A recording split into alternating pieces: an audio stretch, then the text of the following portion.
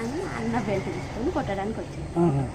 నా షాపుని కొట్టకురా, నేను కొట్టినా కొట్టుకుంటా, పెట్టినా పెట్టుకుంటా, నా షాపు మీద నువ్వు చెయ్యొద్దు అనేసి దొబ్బాడు.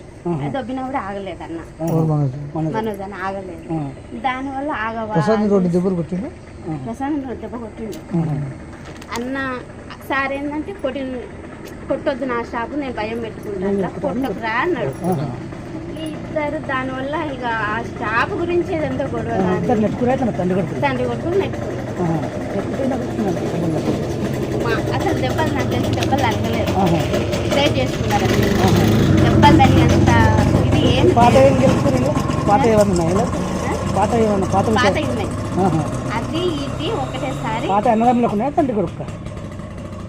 అన్నదమ్ములకు మంచి వద్దలు ఉన్నాయి. మనం మౌనిక మేడం చేసుకోవడం ఇష్టం లేదు, ఫస్ట్ నుండి వాళ్ళకి ఇష్టం లేదు. దానివల్ల కొంచెం వాళ్ళు ఫస్ట్ నుండి డిస్టర్బెన్స్ ఆ విషయం మీద. ఎవరికో బాబు ఉన్నాడు, ఆల్రెడీ బాబు ఉన్నాడు కాబట్టి వాళ్ళకి ఇష్టం లేదు. ఇంకా దానివల్ల దూరం అది జాబు వల్లనే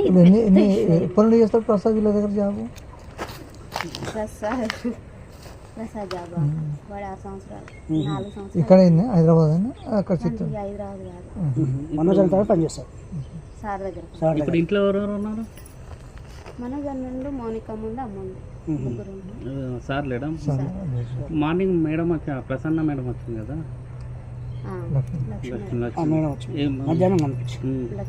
అంటే ఏమన్నా సంజాయించిందా లేకపోతే చెప్తుంది ఇంకా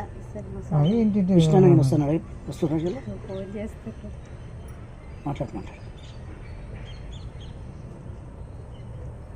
అన్న నా ఫోన్ అందరి ఫోన్ హ్యాండ్ ఓవర్ చేసుకున్నాడు, కానీ నా మీద నమ్మకం ఎక్కువ. నా ఫోన్ ఒక్కటే హ్యాండ్ ఓవర్ చేసుకున్నాడు.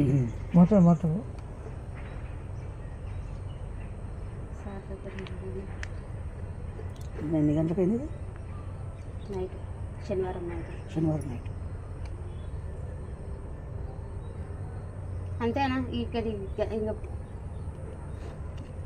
సారు ఇక్కడ ఏం జరుగుతుందో తెలుసుకోవడానికి ఫోన్ చేద్దాం అన్న. రాడు, నాకు తెలిసి మా విష్ణు అన్న రాడు, కానీ ఈయన భయం ఏంటంటే, విష్ణు అన్న ఏంటంటే సారు మీద చెయ్యేసిన ఎవరన్నా ఏమన్నా అన్న ఒప్పుకోడు.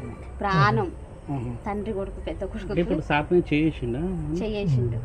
అందుకని డాడీని ముట్టుకుంటావా అని కోపం ఉంటుంది అన్నకు, అంతే తప్ప. మొన్న వచ్చారు, టపాకాయలు కాల్చారు, పాపకు 1,00,000 రూపాయలు చేతిలో పెట్టాడు, మంచిగా ఉన్నారు.